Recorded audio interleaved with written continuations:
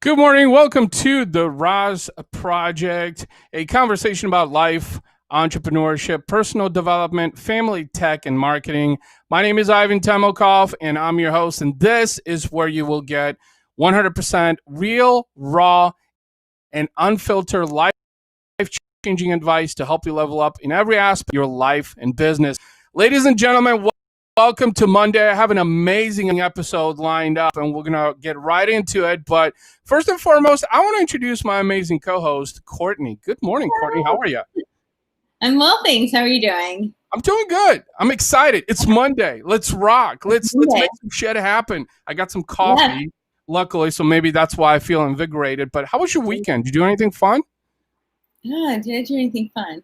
No, I mean, it was a pretty chill weekend, but it was good. I feel like it was productive. How about you?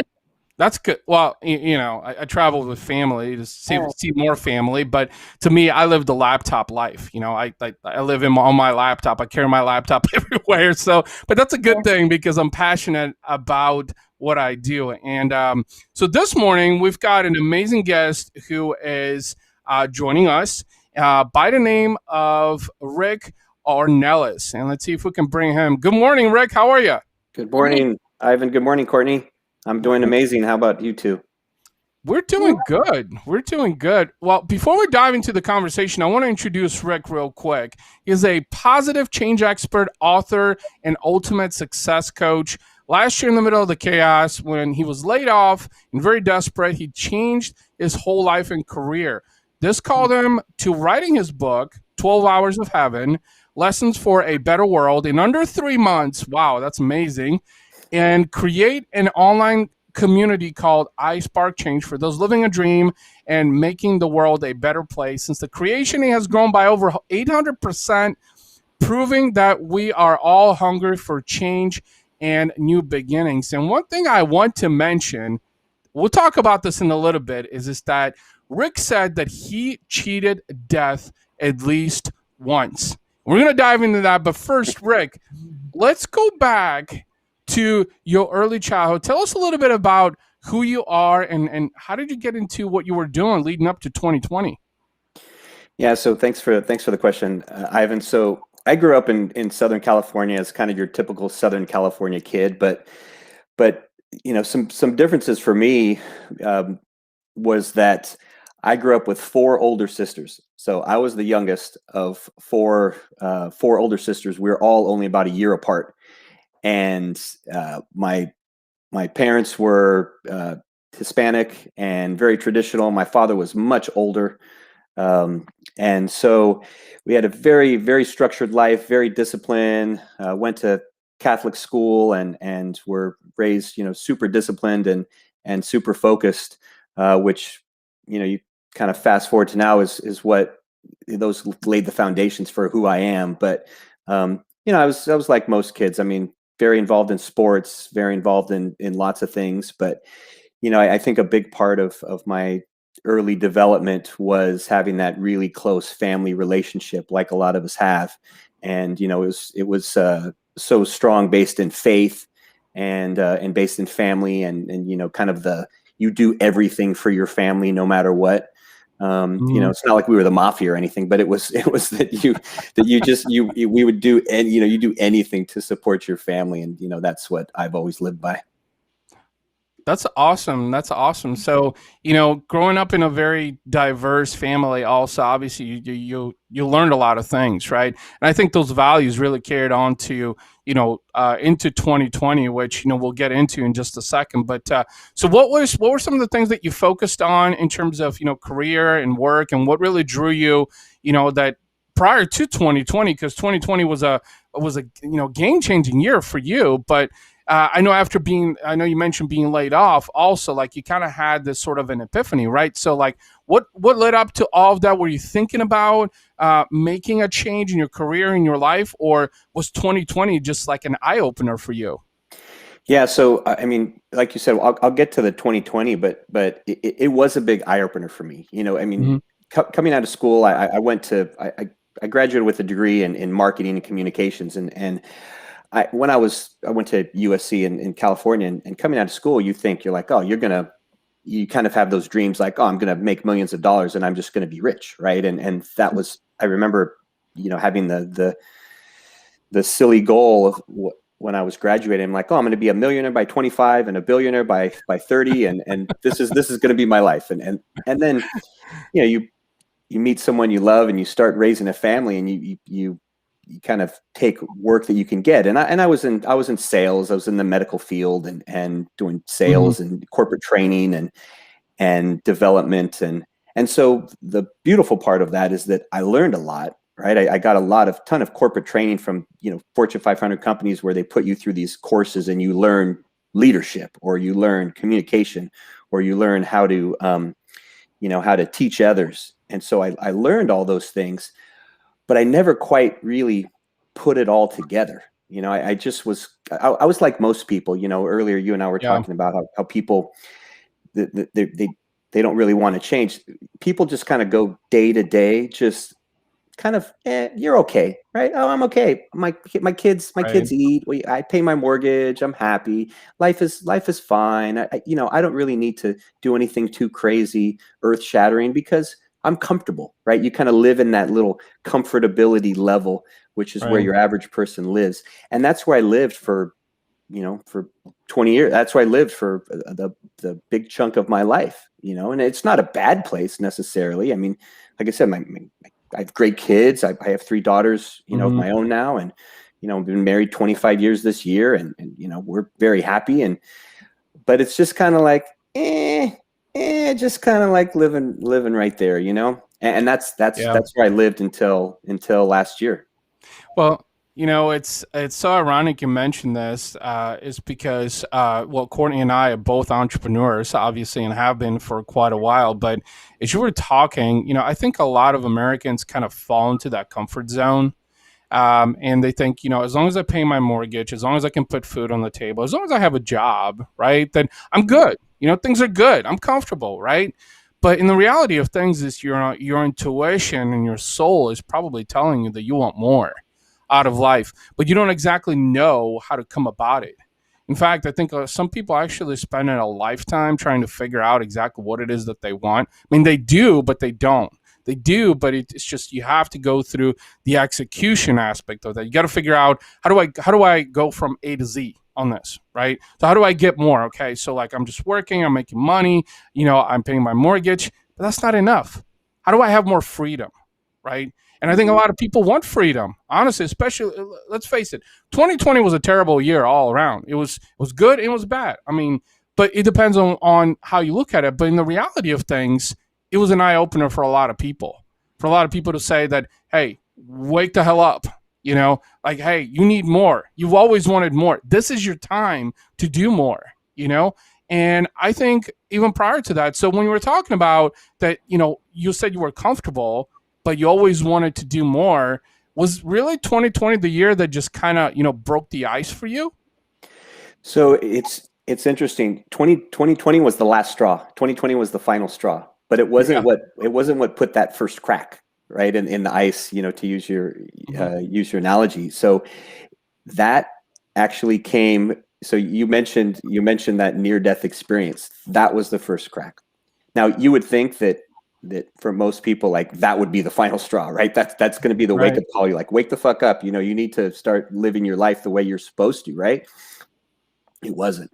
It wasn't. But that actually that goes back 20 years. So that goes back 20 years. January, exactly 20 years. I still have the little card from the accident, from the police report, that I carry it in my wallet. 20, and Hmm. it's January of 2001. But that was the initial crack, where this story of 2020 really begins for me. Really, the change of 2020 really started back then. So Mhm. At that time, we were still living in Southern California. Now we live in Texas, but we were living in Southern California. It was my wife and I, and we had our two oldest daughters, Ciara and Kinsey at the time, who were 4 and 1 at the time. So they were just young. They were just little bitty kids. So we had gone down to Los Angeles, which was a couple hours from where we lived. We had driven down to Los Angeles for a birthday party, and as we left the party, it's kind of late afternoon, and it started raining. And it's one of those times, in Southern California, the old saying, it never rains in Southern California. Well, it was one of those times where it started raining in Southern California, and the roads were super, super slick. And my car, my Pontiac Grand Prix, didn't have the best tires, but as we're driving back, we're on the 118 freeway, and I'm driving really careful and cautious, and we see other cars that had pulled over. But the kids were tired, they were asleep. We wanted to get home, so I'm kind of going really slow. Well, all of a sudden, I start hydroplaning, and I lose control, and I go from the slow lane across 4 lanes all the way till the center divider, and I'm frantically trying to correct, and we're about to hit the center divider, and I do something, and I'm everything is going through my mind at once. Like I got to do whatever I can to save my kids, and I can't let anything happen to my kids, and I try to overcorrect, and by some miracle we don't hit the center divider. We spin back all the way across the 4 lanes of the freeway, completely across the other direction without hitting anyone else. We go onto the shoulder, up a dirt embankment, hit a brick wall, flip over completely, and land back on the wheels. Wow. So this is 20 years ago, right? This is 20 years ago. This is 20 years. I can remember this like it was 5 minutes ago. I mean, I can just blink, and I am literally in the car. If I close my eyes, I am in that car spinning out of control right now and screaming. I was screaming. My wife was screaming. The kids were asleep at the time. I don't even know what point they woke up, but we land on the wheels, and I just realized that my kids had woken up. They're fine. They're completely unharmed. My wife is completely unharmed. She had, the impact of the wall, her shoulder was a little sore, but the car is filled with dirt because when we flipped over, we, I guess, scooped up a bunch of dirt. The windshield is shattered. The side windows are shattered, filled with dirt. The roof is all smushed down, and we're able to get out on my side, and we get out, and my wife grabs my daughters, and she's sitting on the side of the freeway holding them in the rain, just crying and sobbing. And this older couple had pulled over, and they came out, this nice older couple, and they came and they wrapped a blanket around my wife, and the gentleman tells me, he's like, "I can't believe you got out of that vehicle." He says, "That's the most incredible thing I've ever witnessed in my life. I literally cannot believe that you are alive, that you're conscious, that I'm sitting here talking to you after I witnessed that whole thing happen."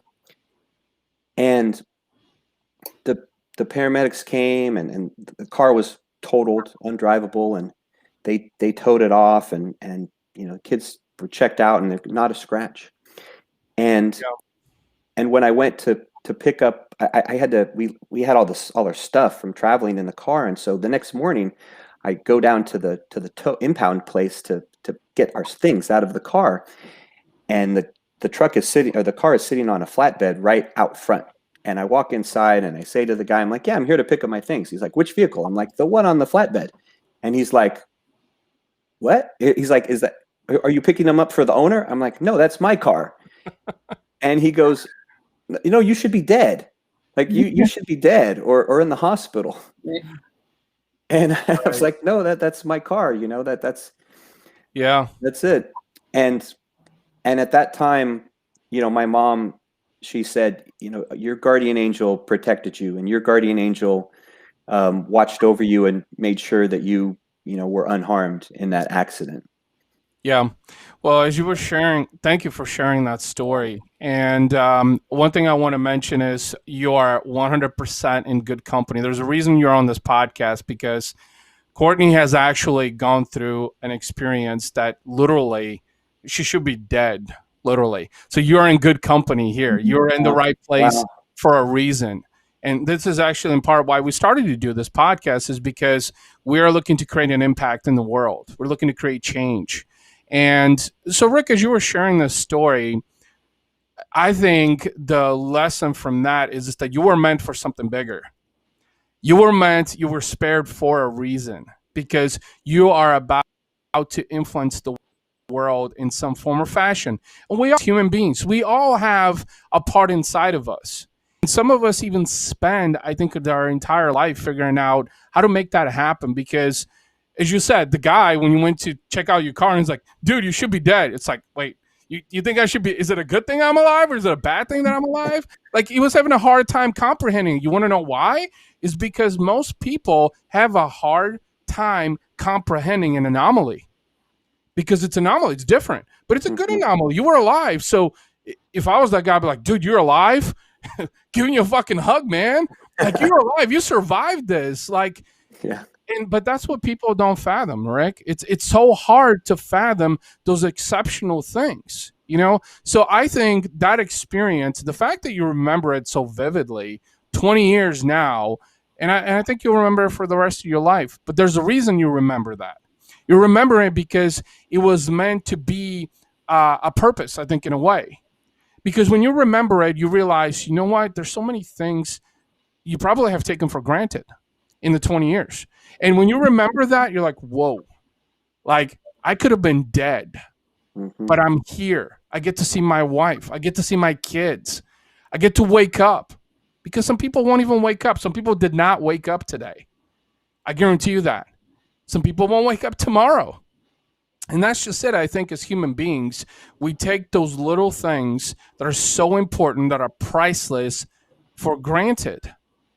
And when you truly realize how important those things are in your life, because I'll give you an example. So there's this Clubhouse app now that everybody's talking about. And I invited Courtney on it. And I got my ass grilled this past weekend in front of like 8 and 9 figure earners.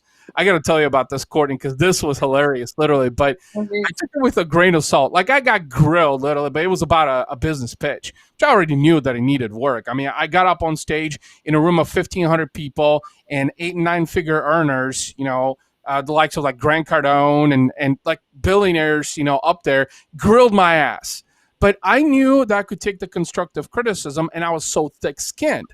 Right. So then a bunch of people messaged me on Instagram, like, man, you're really brave for like getting your ass grilled in front of 1,500 people. And I'm like, you don't understand. I don't give a fuck. It's me. It's about me.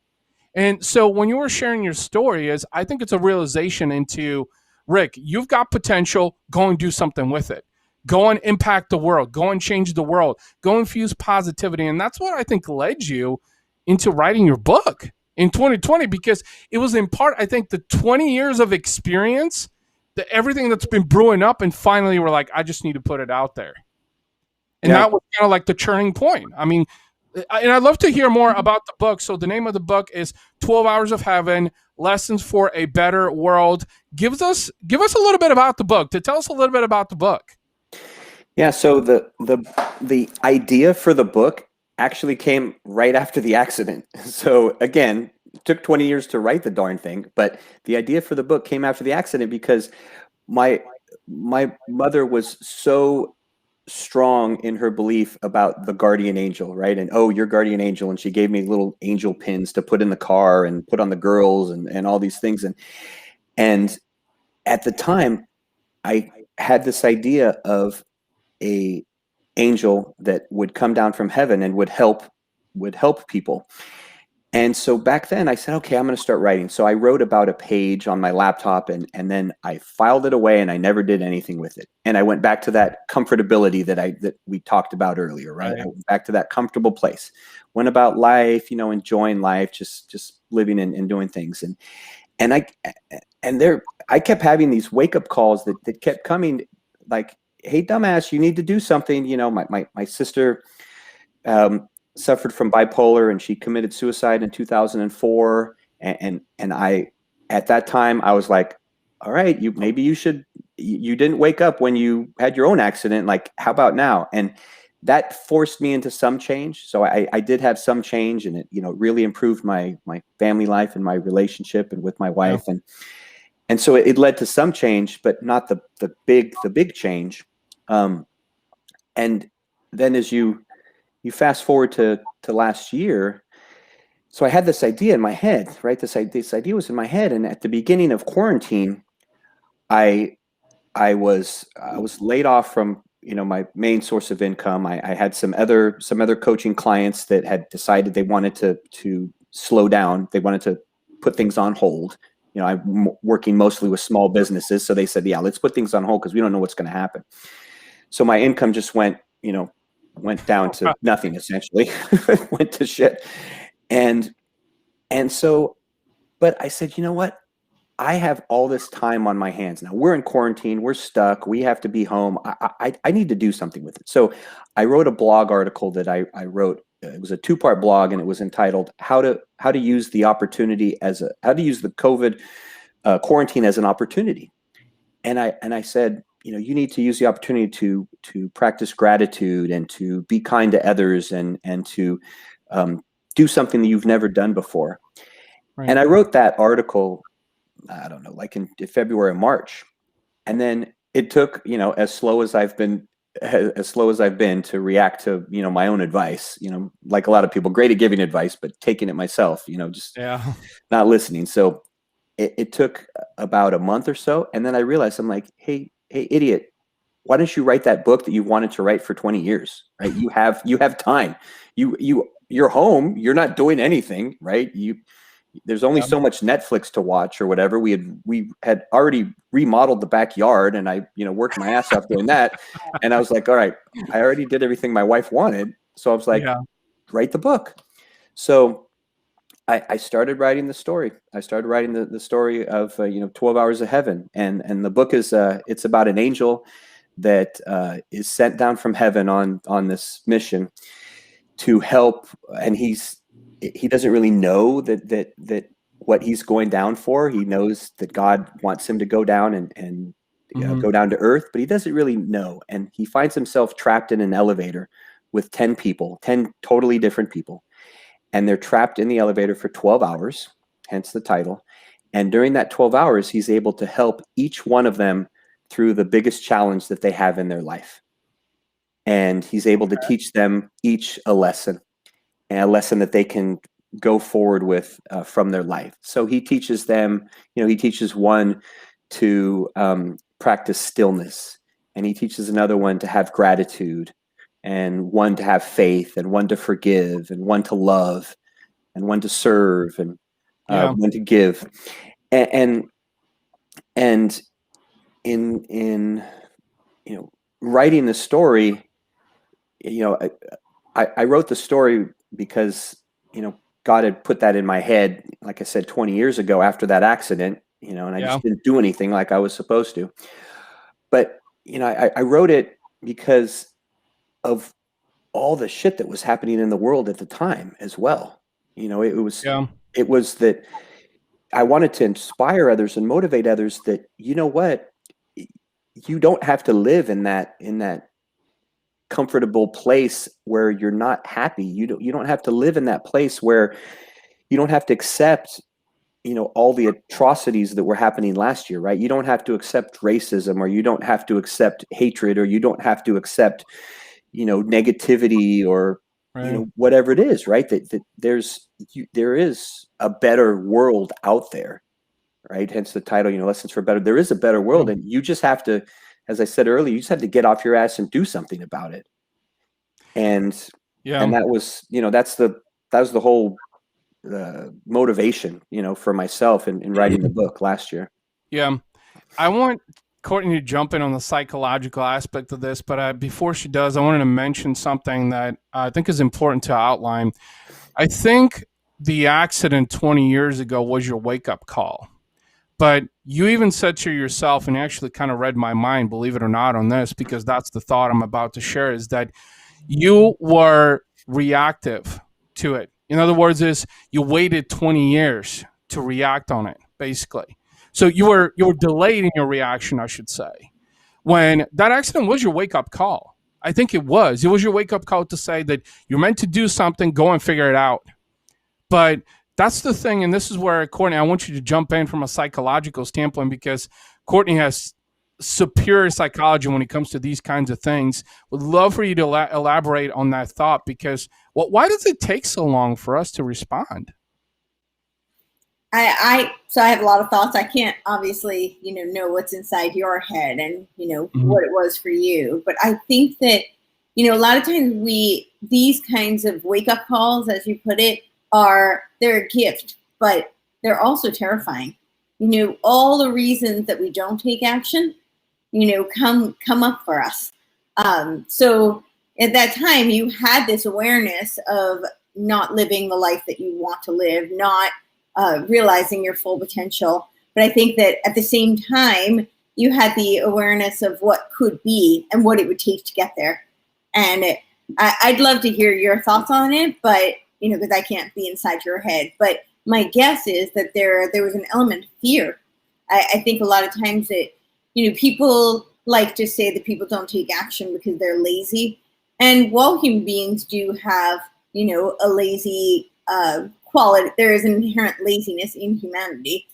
That's more rooted in survival than it is anything else, to be actually really honest. That's more of a bioevolutionary trait. It's a conservation of energy. But usually the lack of action, especially with something that's so pivotal and so illuminating, is really stemming from fear. So I guess I would ask you two questions. Do you feel like you had any kind of, it's either fear or lack of clarity, but usually the lack of clarity is also stemming from fear because we don't want to actually see what it is that's in front of us. So I guess my question, to put it back to you, would be, do you think that there was something that you were afraid of on the other side?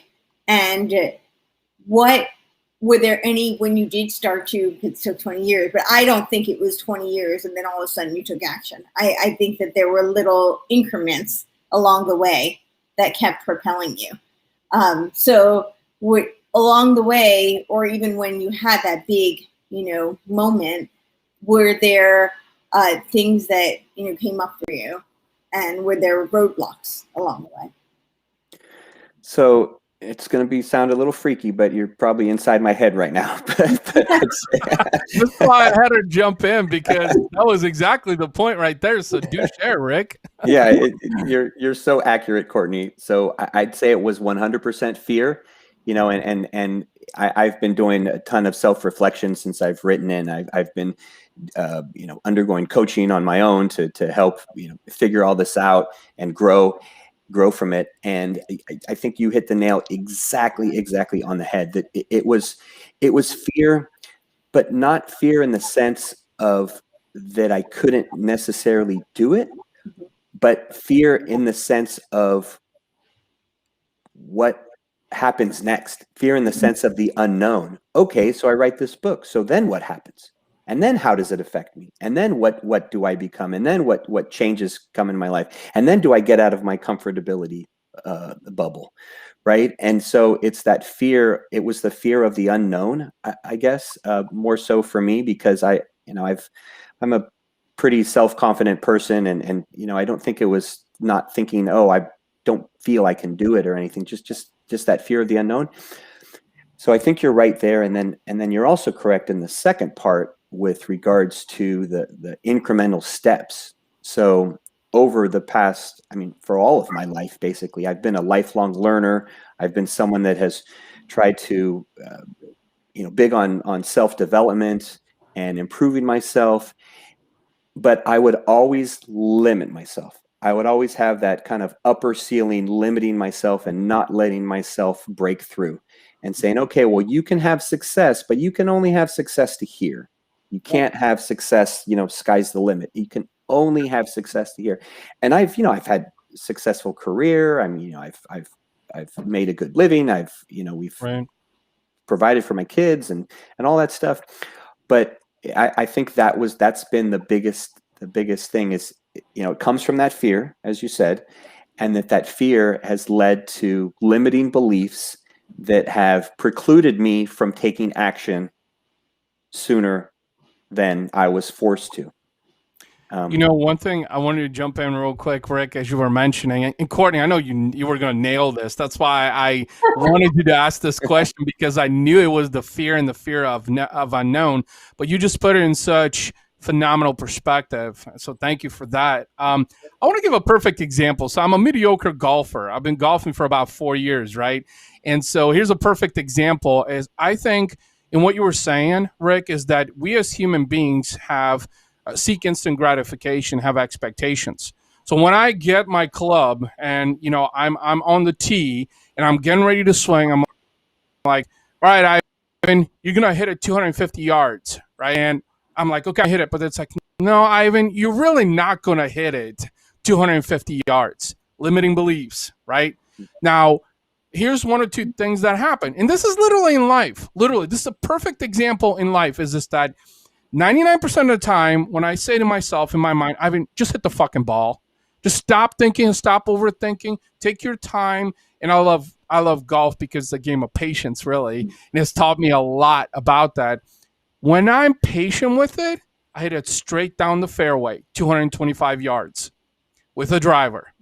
But when I'm in my head and thinking about it, like you said, what would happen when you wrote the book? What comes next? It's like the cart before the horse. Write the fucking book first, and then see what happens. I think I absolutely agree with that. But I think there is another element too, though, is that, when I was talking about fear and laziness, and there is an element of people tend to be afraid of what happens if they actually get what they wish for, because it is the fear of the unknown. And it's the fear of, the more success you have, the more responsibility you actually have. And I think a lot of times when people are afraid of failure, they're afraid of success too, because they're afraid that the more success they have, the higher the bar goes. And then are they going to fail then? And then the stakes are higher. So I'd love to hear from you with your experience as you were reaching some of these markers for yourself. Did you find that there were tendencies to want to sabotage? Did you find that you had, an awareness of that you had new heights that you had to reach and more responsibility, or that the stakes were higher, or was the fear that much greater of then falling from there? Yeah, so you're once again spot on. Once again, spot on, Courtney. Yeah, good job. So there's definitely been fear of the success, right? And fear of the success, and I'd say probably because of the responsibility factor, because the greater responsibility that comes with it, and just in the sense that if I want to impact people, if I want to change the world, then I want it to be in a positive way. And so I really, with all my heart, I want to do that. And I'm going to work on that till the day I die. And I want to positively impact people. And I feel like I've gotten past that, I'm ready for the responsibility. I'm can take it on, and that I don't have that limiting belief because I've worked on it so much for the past, 8 months. I feel the one that I'm still working on, the sabotaging part, comes in doing the work. So I've been working on 800 different things at once, at the same time as trying to grow iSpark Change and build this community. And so with that comes a laundry list of things that I have to do. So I prioritize and I say, okay, these are the most crucial. This is what's going to give you, the most traction or the biggest reward in the shortest period of time. But then I'll find myself working on the lesser things that are easy just so I can check them off the list. And, you know, I have like, oh, I got rid of all those little things, so those are done. But then you're not working on the big things that are going to really have an impact and really have traction. So that's where I still work every day on the focus to not, you know, and I don't know if sabotage is the right word, but to not put in the work in the right places, you know, so to speak, and where it would have, you know, a much greater impact. And, you know, I mean, I spark change, you know, I've said that, oh, well, it's just me working on it, so it's been limited by my ability to handle it. But at the same time, it's been limited by my ability to handle it because I haven't done as good of a freaking job as I could have, right? Has worked as efficiently and you know, put in the work that I should have. So Yeah, I mean, here's one thing I wanted to add because Courtney brought up a really good point is that responsibility. I think we all as human beings are afraid of increased responsibility. I know speaking from my own experience is that as I've seen my business grow is that I've been afraid and I'm afraid. Inside of me, it's like I've got more overhead. I've got an employee to pay. I've got this and, you know, I'm the head of household too. So it's like, right. But it's that fear. It's that fear. And what I've come to realize is that, Ivan, you wanted this. This is what you asked for. Okay. So you got to man up and step up to the plate because let's look at any successful leader in the world, right? They're full of responsibility, right? They've got massive amounts of responsibility. And what do? The biggest thing is they show up every day. They show up. And that's one thing that you can do. And regarding responsibility, this is my take on this, is that you can prepare for more responsibility. You always can't train your mind physically. I know Courtney's like physically amazing. She does some amazing shit that like I've never seen done. And I hope one day I get to that point myself. But the point I'm trying to make is that you can prepare so much for responsibility. You can study, you can educate yourself, you can train your mind, you can train your body, you can even improve your soul, maybe, you know, to do that. But at the end of the day, when you face that responsibility, all you got to do is just tackle it head on. Because you don't know what the responsibility is. You don't know how big it's going to be. Because 99% of the time, you haven't been there. That's why you're acquiring more responsibility is because you put in the work, the action to acquire more responsibility. But then that's the moment they're like, step up. Are you ready for this? Now show me what you got. That's what you got to do. And that's where most people are like, nah, like you said, minimal success. You always wanted success up here, but you were always preparing for the very minimum. Like you can't prepare for the minimum and expect the maximum. Like I'll give you another example is I've been a cyclist for 8 years now. I started out doing just endurance cycling, like, you know, road biking and stuff, right? Now I've gotten up to, I'll do 70 miles per week, usually on 2 rides. But you know what? When I started out for the first 3 years, it was, oh, this is just endurance. You know, I just need to do this to get in better shape. And then my mind shifted and I realized, you know what? This is mind therapy for you, Ivan. This is more than just cycling. This is training your mind. You know what it has done to me? It has literally transformed my perspective, my outlook on the world, on my own life. And he has transformed me being a better husband, you know, better father, also better entrepreneur, because it's training my mind. But that's just it. You got to find your own. How do you don't get so deep inside of your head?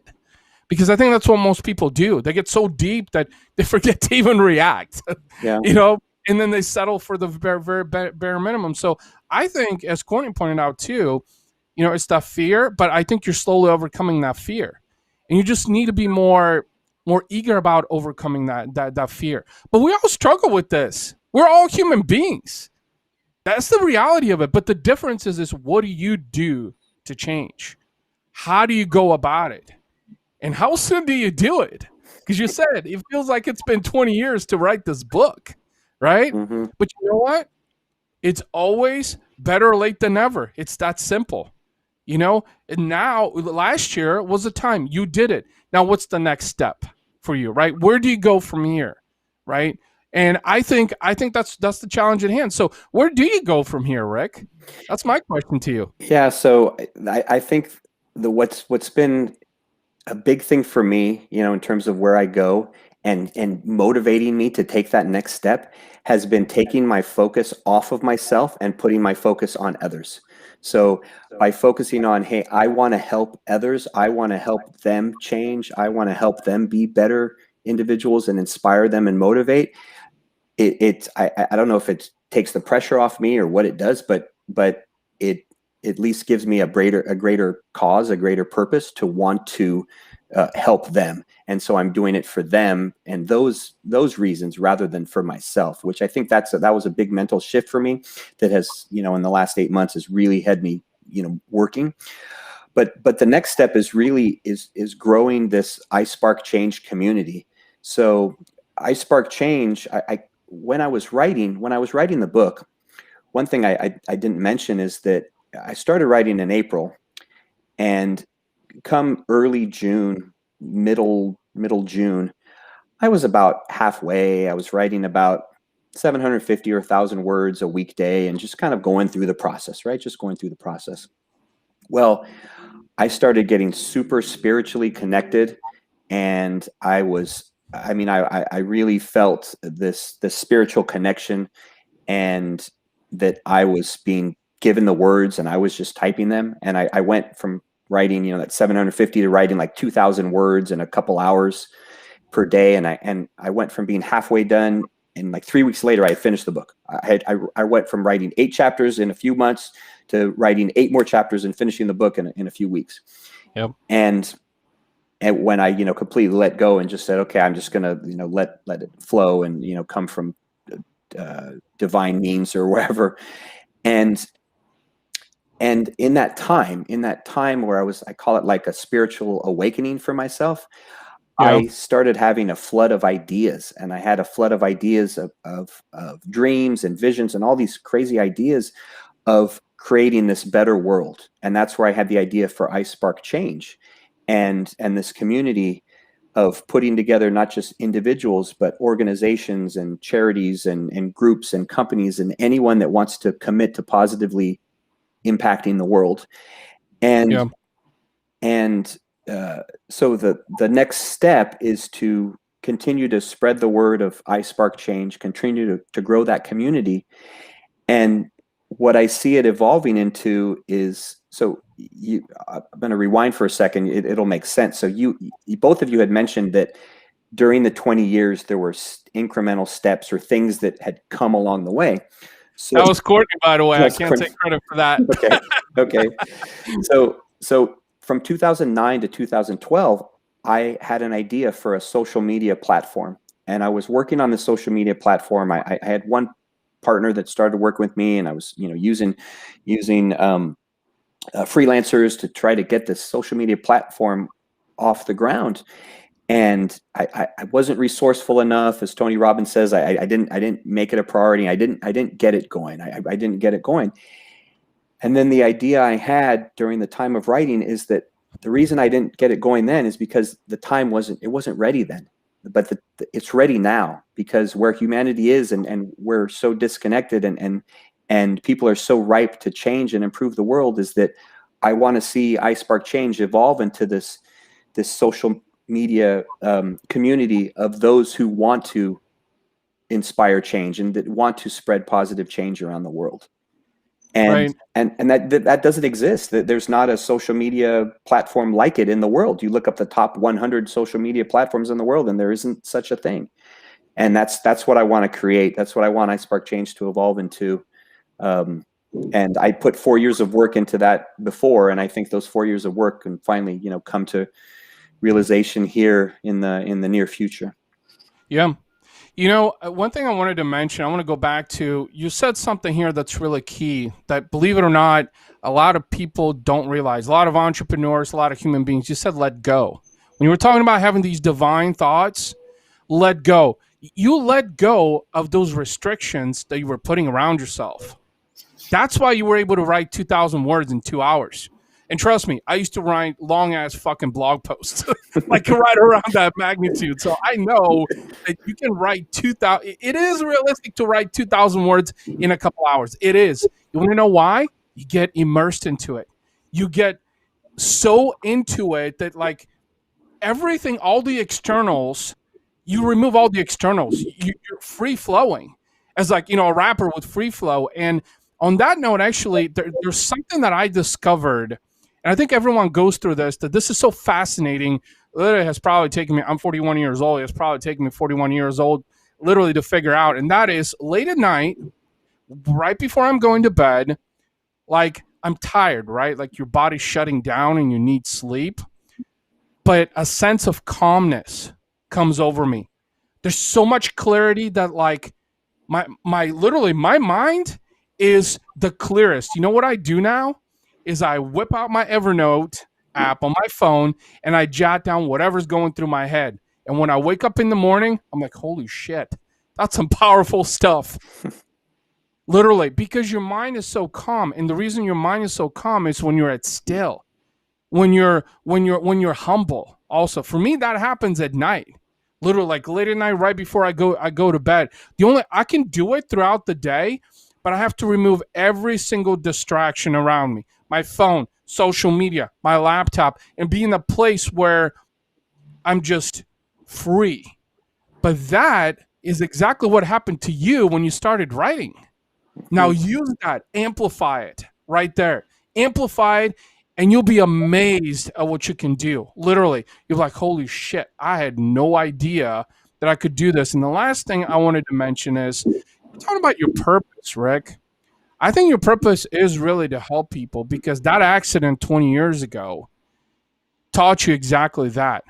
To be more grateful and how to reciprocate that towards other people so that they can understand that, you know what? You live a life that there's so many things that you're taking for granted, and I can help you realize why. You shared in your book. That's what your book is about, in an essence, right? Yeah. And that's what I Spark Change is about. Now go and amplify, and I'm excited for you. I'm excited to see what you do in 2021, because you will impact the world. You will impact the world. You will tell your story, and there'll be others that will resonate with it. That's the most fascinating thing, because you will find people that have gone through similar, identical, or worse situations that you did. You watch, and the more you tell your story, the more you're going to attract those people. This is a little what we do on the RAS Project. This is why you're here 6 years later. There's a reason that you're a guest on this podcast. And before we sign off, Rick, throw out some social handles, some websites, any material, any way people can connect with you about the book, just to chat with you. How can they reach you? What's the best way? Yeah, so thank you for bringing that up, Ivan. And I think you're right. Before I get to that, I think you're right. It is all about helping people, and that's my main intention, and is to in growing this is to help people. It's for no other reason. It's to help people and to show them that they can change and that we can have a better world. And so I Spark Change. So that's the logo. I Spark Change. Awesome. There it is. I Spark Change. Okay. But it will. It's I Spark Change on Instagram, Facebook, Twitter. Have a YouTube channel. I Spark Change YouTube channel. But also website is just isparkchange.com. Mm-hmm. And if folks go to the website, then they can connect at isparkchange.com. They can get on the mailing list. There's blog articles. There's other positive things. See what if they want to join iSpark Change, they can obviously join the Facebook community on iSpark Change, or join the community on the website. But that's the biggest thing for us now, is just to help spread the awareness and grow the iSpark Change community, whether it be an individual or an organization, or just anyone can be a part of it, as long as they just commit to positively impacting the world. I love it. I love it. With that being said, Courtney, do you have anything else to add before we sign off on this episode? No, that was awesome. I loved hearing your story. Awesome. Yeah, thank you for pointing out the fear and everything, Courtney. Thank you for being spot on with all of that. You're so welcome. This is why she adds an amazing flair to the show, Rick. And very much like, I wish I would have done this sooner, believe it or not, but we're doing it now, and that's all that matters. Yeah. Rick, thank you so much for sharing your story, man. That was awesome. I know I'll be reaching out to you to chat more about iSpark Change. And Courtney, thank you so much, as always, being an amazing co-host. Thank you. All right, ladies and gentlemen, that was episode 105 of the RAS Project with my special guest, Rick Ornelas, and of course, my amazing sidekick, Courtney Turner. As I mentioned earlier on in the show, if you didn't catch it, the audio portion of this episode will be available on Apple Podcasts, Google Podcasts, Spotify, iHeartRadio, Pandora, Amazon later on today. If you're not subscribed to the RAS Project, now's your chance to do that. And as always, thank you so much for tuning in and joining us.